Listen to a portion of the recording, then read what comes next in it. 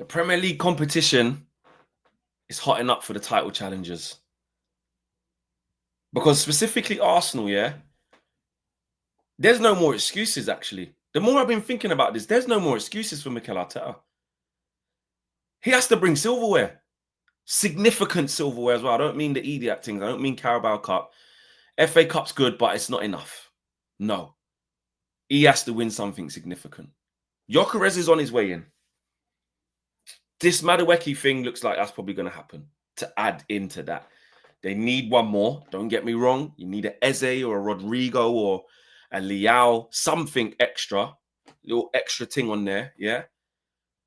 But let's be real, man. You can't keep letting Arteta off the hook. I've been thinking about this. He's building in the right direction. Done brilliant to get here.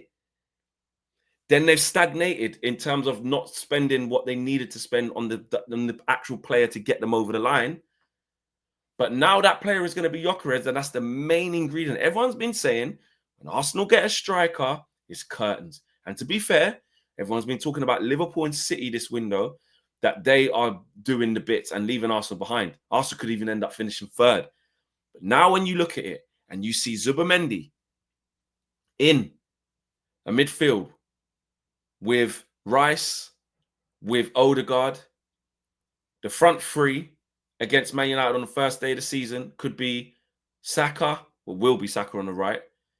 Gyökeres up front, think it will be. And on the left, could be Rodrigo still. That's a serious, serious front line. Plus the back five, including the keeper, yeah? Plus the back five that Arsenal already have, which is top. The two centre-backs, we don't even need to spend time talking about how good Saliba and Gabriel are together as a pair. We don't need to spend time talking about how good David Raya is. We don't need to spend time talking about how good Miles Lewis-Skelly is, who, again, they've done the right thing in locking him down on a contract. That's another tick.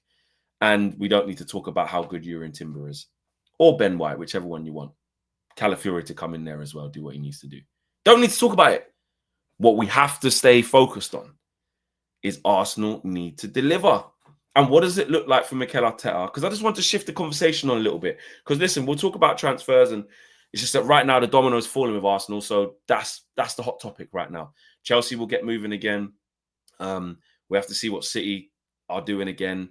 We'll see what Spurs do. We'll see, obviously, of course, with what happens, with what's happened at Liverpool. We have to wait and see what happens at Liverpool. There's obviously a lot going on. And rightly so, with obviously the passing of Diogo Jota. So we'll have to wait and see what Liverpool do. But with what they've already done, we already know where Liverpool's squad is at, obviously. But the conversation is moving on in terms of, Asna. This is coming with some real expectation. The same side-eye that, listen, I know Chelsea are not near you in terms of how good they are and where they've been in the last 3 years, but they're spending money. They're getting players over the door. Expectation rises for every team, even for dead Man United, if they actually get some more players. You know what I'm saying? This video is not about Man United, but I'm just saying, whoever it is that's doing the work, expectation rises naturally. It's what happens. And Arsenal fans will expect that. Rightly so. You want to return Arsenal back to being great again. Do you know what I mean? You want Arsenal to be back great again. So what is the expectation?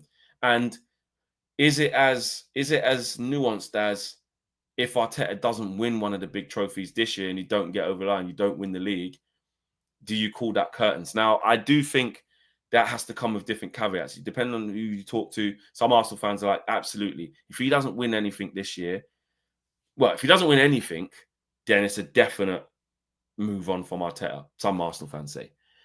But if he wins a Carabao Cup and that's it, people are still, I don't think that's enough to be like, that's why he has to keep his job. He's won the Carabao Cup. We go, it wouldn't feel like that, would it? It wouldn't.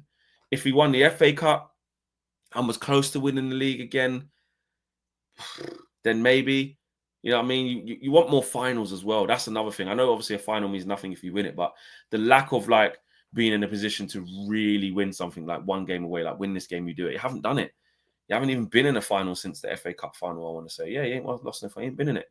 So I feel like that expectation on Mikel Arteta is justified and this Arsenal team if/when the Gyökeres deal is done. Because the team is incredible. When you look at Arsenal pound for pound in terms of the players, They've got a very good team. Obviously, they need. It's been glaringly obvious the things that they've lacked, which is why they can't get over the line. But if you add that, the core and the basis of what Arsenal got, the spine. Now you're talking about depth, which that's why there's still work to do.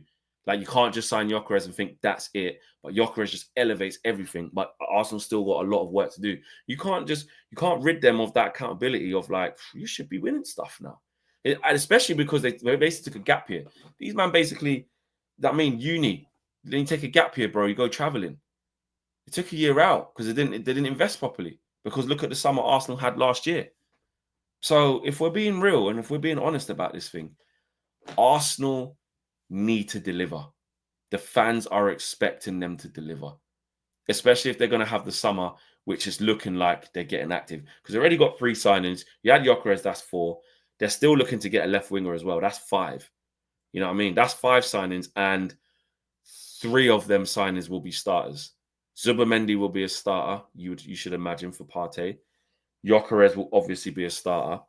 And correct me if I'm wrong, Arsenal fans, but my feeling is that the left winger that you get, if it's Madueke, maybe not. I don't know. Maybe he does replace Trossard or Martinelli gets sold. But I think you go and get Rodrigo or Eze, and they will start on the left, and Martinelli's probably get sold or something like that.